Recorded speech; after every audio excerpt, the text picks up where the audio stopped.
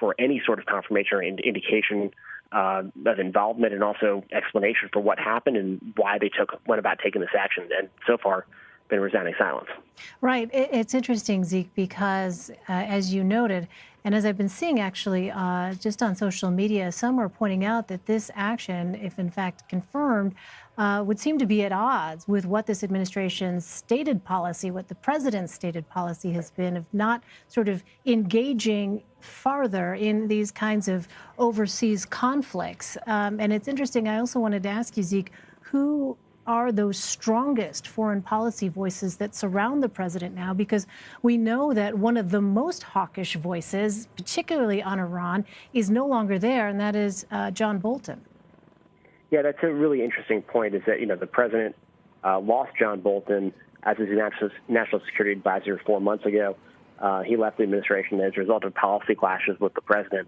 On Iran was one of those issues where the president and his national security advisor did not see eye to eye. John Bolton was sort of an advocate for a tougher military response even towards Iran over that summer conflict over the drone. He's replaced by Robert O'Brien as national security advisor, but he's also a fairly significant Iran hawk. Mike Pompeo, of course, is at the State Department. Those are sort of the loudest voices in the room for the president.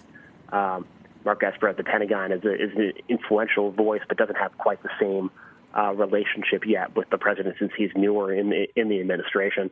But for the president, though, who had sort of walked back from the brink a couple of times when it came to conflict with Iran, this is a really sort of striking development, potentially on his part, indication that he's willing to use military force. The challenge that he's going to face potentially in the days and weeks and months ahead is that a strike like this is not if confirmed, an isolated one.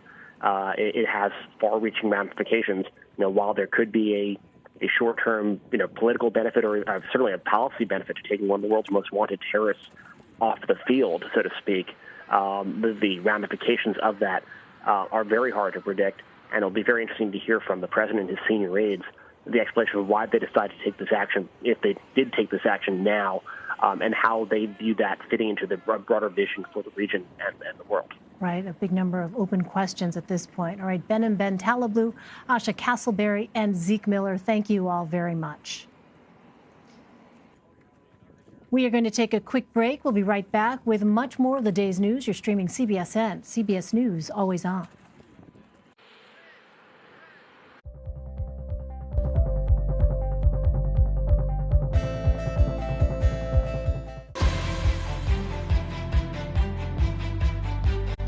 We are just over 1 month away from the Iowa caucuses, and the Democratic primary field is beginning to dwindle.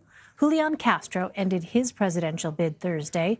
The former Secretary of Housing and Urban Development was the only Latino candidate in the race. As Ed O'Keefe reports, new fundraising numbers could provide clues as to why his campaign came to a halt. Julian Castro launched his presidential bid just under a year ago, banking that his experience as a big city mayor, cabinet secretary, and the only Latino in the race would catch on. It never did. Given the circumstances of this campaign season, I've determined that it simply isn't our time. Those circumstances include being out fundraised by other contenders, including Vermont Senator Bernie Sanders, who raised $34.5 million in the fourth quarter of 2019. That's quite a turnaround from the first day of the quarter, when he suffered what many thought might be a campaign-ending heart attack. Let's defeat Trump. Let us transform this country. Other candidates also brought in impressive hauls. $24 million for Pete Buttigieg, whose time as mayor of South Bend, Indiana, ended this week, and $22 million for former Vice President Joe Biden, his best quarter yet. Do you think you've raised enough money? Oh, I know we have. Businessman Andrew Yang, who began the year as a virtual unknown, also set a personal best, $16.5 million. We will have the resources to compete all the way through the spring. But they're all dwarfed by President Trump, whose re-election campaign raised $46 million for the quarter and has a whopping $102 million already in the bank. The president credits the ongoing impeachment saga for helping raise money. The Trump sum easily tops what former President Obama had for his re-election campaign at the same point in 2011. Ed O'Keefe joins me now from Washington. Ed, I want to start by asking you about former Secretary Castro ending his campaign. How will his departure impact the primary field?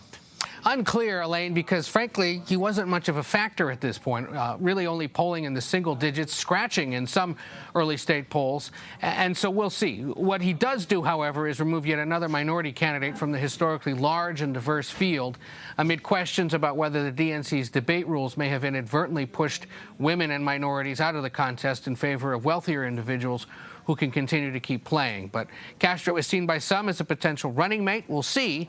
He struggled in his own home state of Texas, which is one of those places Democrats would like to eventually win back. So he might not necessarily be able to lend them much support in that regard.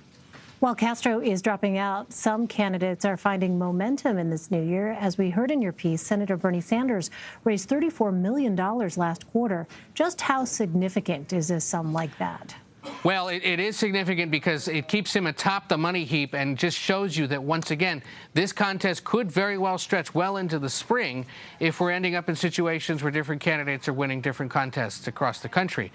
Not only did he raise the 34 and change, Pete Buttigieg brought in nearly 25, Joe Biden brought in nearly 23 million. Even Andrew Yang, who another candidate nobody really knew a year ago, pulling in $16.5 million, told reporters today that he thinks his campaign can continue well into the spring. Of course, you have to win or be doing well enough and be accruing delegates to really justify that. But it shows you that there's a lot of enthusiasm, at least among Democrats, to keep these candidates in the race, because most of the money those guys are raising is coming from small dollar donors who sit there online on their phone or at home and just send them 10, 15, 20, 40 bucks every so often, which means they're hearing something or there's something about that candidate that compels people to keep them in the race.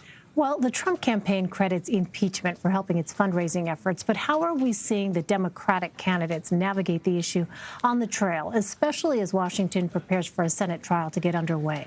Well, one way we're seeing it, Elaine, is the calendar. If you look at events that are scheduled through early next week, Joe Biden, Pete Buttigieg, and others who aren't in the Senate are already making plans for early next week and beyond. The schedules for Elizabeth Warren, Bernie Sanders, Amy Klobuchar, Cory Booker, and Michael Bennet stop cold on Monday when the Senate and House are supposed to reconvene, and we may start to get some sense of whether or not there will be an impeachment trial held in the coming days. You heard Klobuchar just this past week say that she and the other senators involved certainly want to see this get started as early as Tuesday. We will likely get some sense of the way forward on Friday, when in what's called a pro forma session, or just sort of a quick gavel in, gavel out situation, both Senate leaders, Mitch McConnell and Chuck Schumer, are expected to show up on the Senate floor and announce some kind of an update on the schedule. Whether they announce details or whether they announce that they're still at an impasse and groveling with each other remains to be seen. Finally, Ed, you reported how presidential candidate Marianne Williamson is laying off her entire campaign staff. Should we, though, take this to mean she's exiting the race completely? I think she's headed for the exit, Elaine, based on what we're hearing. Former state director in New Hampshire confirmed that Williamson has laid off her entire campaign staff across the country.